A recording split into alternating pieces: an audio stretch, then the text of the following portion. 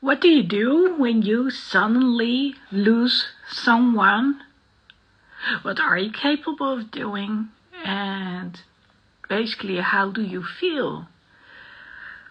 Well, actually, this isn't so much about what you're going to do when you lose a person. I guess that this life is about the impact you can have on someone's life and also on how they can impact you when they are still alive. Now here's the thing. You cannot predict when someone is around or not. I mean, you can say, okay, based on age and all the circumstances, I shouldn't be doing this when I'm reading the comments. Okay, sorry, going back here for a sec. So, of course, when we look at the normal things, how things go normally in life, we could say that based on age and circumstances, people will, again, depending on circumstances, live a full life. But then again, we also know that disease or an accident is something which is waiting to happen. So I'm not going to say that we have to be careful and live in fear, but I will say that this is about living as if this is the last day of your life. So what do I mean by that? Well, first of all, be the best you can be. Second of all, don't postpone what you can do now. And I know it sounds easy to say so, but there are small things we can do, like telling someone you appreciate them, give them a hug, reach out to them and say, I like to meet up, have a good conversation, let me call you. And of course, daily life happens and we are busy and we don't get to do stuff. I mean, we can be everywhere 24/7. We just can't. I mean, that would mean that we have to divide ourselves into I don't know how many pieces and we wouldn't have any sleep. So that doesn't make sense. But here's the thing. What if you get to meet someone who's full of energy in the prime of her life? Then all of a sudden you get this feeling like something is off, and then boom, there's the news. She isn't around anymore. And let's face it, with COVID nowadays, I'm not going to say we can wait for it, because that would be the extreme. But I will say, yeah, people do get affected.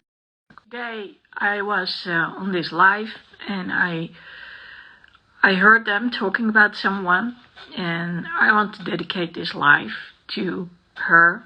Her name is Loretta King. And the one who shared the news, she was so distraught. And again, this is going to be from my perspective. She looked as if she almost felt guilty for not having spent more time with her. So at some point I said to her, you didn't know this was going to happen. And we want to get to know people we appreciate and make the most of it. That's only natural, and we expect to have a lifetime to do so. And then all of a sudden, the person is gone. Should we blame ourselves? No. And especially when you have a very deep connection with someone. I mean, it's there. You're already doing it. And that's what I said to her. Like, you cannot blame her yourself. This happens. And, when you were there, you were there, and all you can do is cherish the memories you have and cherish the memory of that person. So I want to share another story with you, because later on I talked to a friend of mine who also lost her husband during COVID, and we talked about the impact of people on our lives. And I said, well, I haven't shared it with many people, but when I was about 11 years old, this record came out. It was in 1982, and it was from Kiss, and it was called Creatures of the Night. It was a dark blue record, and with their eyes lit up, wide and all, and I loved it. And only it was a new face, and it was Eric Carr. And then when I put on the album, it was like dunk, dunk, dunk, dunk, dunk. And then you could hear the guitar, and that was Eric Carr. You know, he was a little guy. He was a massive amount of hair. And I don't know, he made an impact on me. So he died around the time that Freddie Mercury died, and I always make a mess of the timeline, but if correct, it was November 1991. So by that time I was at the Academy of Arts, and I had been a long-time fan of Kiss, but by that time, you know, things were changing, my life was changing. I had been working for a year between high school and the Academy of Arts, and grunge was setting in, and you know, life took over. I mean, it was, you know, I was there, you know, studying, traveling, all new things. And then someone told me Eric Carr has passed away, and I was like, no. And yes, he did. And more importantly, I sort of blamed myself for not knowing that he had cancer in the heart, which is very rare. And ever since, I have been on the lookout for stuff related to Eric. So fast forwarding, I started playing drums inspired by him, and up till this day, he's still my role model. And even more so, he had this sticker on his drums, and some might recognize this. This is the Chikara logo. And back in 1987 and 88, if correct, he had it on his drums. And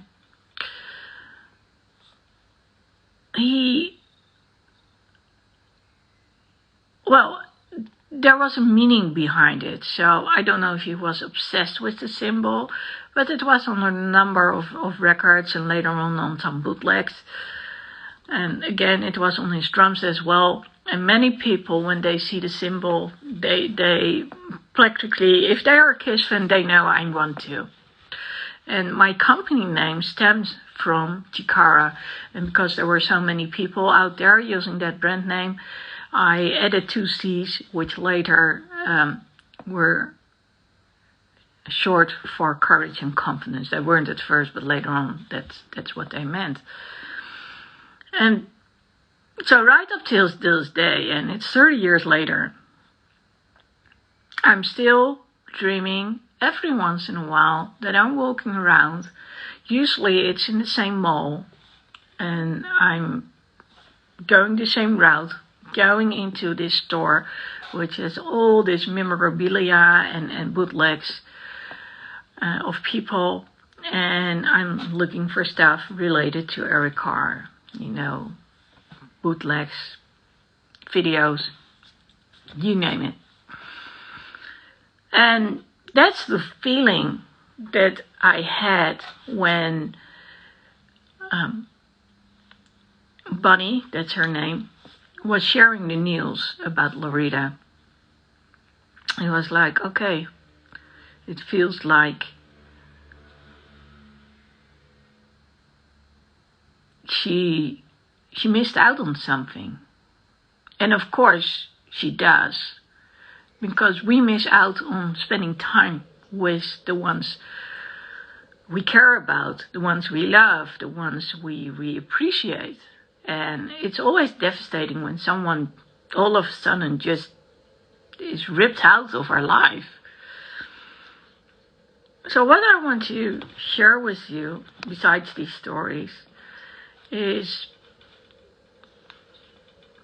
possibly a few things you can do. And I already mentioned one, which is be the best you can be, or better said, make the best of what you can do during a day. You know, I sometimes have a habit of postponing things. I'm one of those people who, if I can do it last minute, I will. But I've learned to change that, especially in the last year. And one of the things that I've noticed is that every time I postpone recording something, especially when it's time related, I seem to be losing my voice. I don't know why it's happening, but it's happened 2 years in a row now during Christmas time. Every time I'm losing my voice. So the first time was due to an allergic reaction, and actually the second time was too. So nowadays I've adopted the mindset, okay, no matter how I'm feeling, I'm just going to do it. As for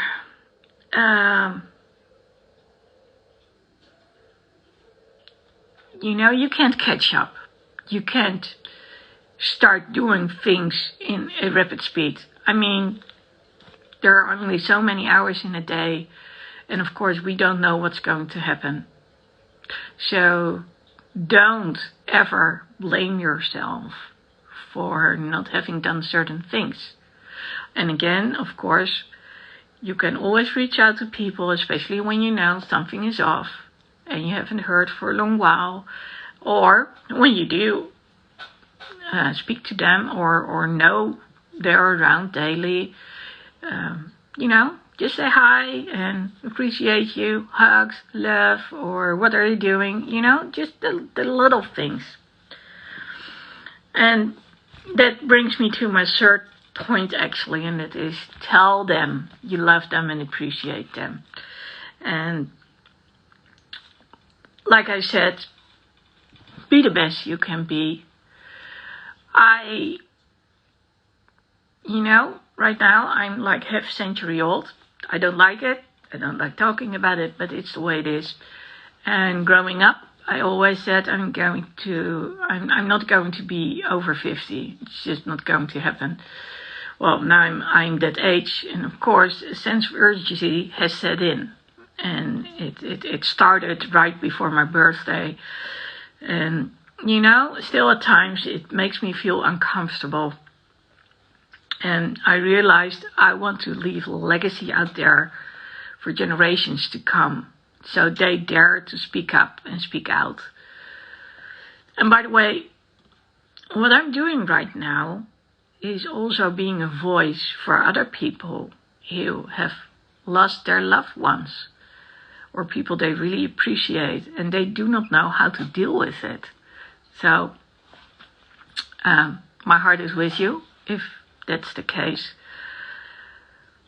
But I do know that if I'm not here right now and I'm not doing this live right now, then my message won't get across. And if I can do this live and it can just reach one person, and I can tell you that by doing these lives and also reaching out to other people, I made some really remarkable friendships, and you know it has made me do my own show on Wednesdays. So now I'm doing an IG live, which I love to do, but you know, doing my own broadcast weekly on a fixed time, wow, that was something. And you know, in the beginning I was like, I need to do this because I felt like it's the time. I was watching other people, in this case, and the man, Smith, he was doing it 3 nights a week, and then later on he added the 4th night as well. And I was like, wow, if he can do it, I I should be able to do it, but I was afraid that no one would watch. And so I needed some reassurance. And then again, you still can't count on people to be there, because in the end, we have to do it ourselves. We have to learn to do it ourselves. That's called growth. And we can say we're not going to do it because that's called responsibility. And me saying I want to leave lasting legacy, takes effort. That's the way it is. But now I've done it twice, and actually the second time around, it was really good. I'm at ease with what I'm doing. I was surrounded by a lot of friends, so you know who you are. Thank you. And something is going to happen next week, and I'm not going to say it just now, but it's going to be a blast, and it's all due to impact. And some of it is related, unfortunately, to time running out. Wanting to spend time with others, loved ones, and not being capable of doing so. But, somehow it all seems to fit. Not just because of that story I told about our car, but also because I was a client last year. And, I wondered for a long time, should I have been able to prevent this? Shouldn't I have spent more time? And please note, I was guiding her like 4 hours a week. Of course, that would vary a little bit depending on whether she wanted it or not. So I always said it's an average of 4 hours a week. And then realizing that she was struggling and talking to other people who had a different opinion than I had, that makes it hard to guide someone. I mean, it's still the person's own responsibility, and I can't force someone to do something, or think something, or feel something. But we can be there for that person, and I was there for her. All combined, it led to me being someone who wants to give other people a voice, share their story, give them support, share my own story, because I needed to learn to speak out in order to achieve certain things. But more importantly, let people know you are okay the way you are. And no, you cannot control anything. It's not the way life works. But you can be the best you are, even if it just consists of saying, hugs, I love you, I appreciate you. And having said so, that's what I'm going to end with. Remember the impact you have on people. Don't diminish it. It's probably a lot more than you think. And unfortunately, we only know this until either you are gone or when the other one is gone, how much of an impact we've had on other people's lives, and vice versa, and they on our lives. So again, if there's something you really want to do, go after it. Don't postpone it. And I don't say do it straight away, as in take small steps, but what you can do, just do it. Okay, that's it for now. Love you, and see you again here on Instagram Live. And otherwise, I'll see you on my broadcast in YouTube or Facebook on Wednesdays, which is at 4 p.m. Pacific and 7 p.m. Eastern.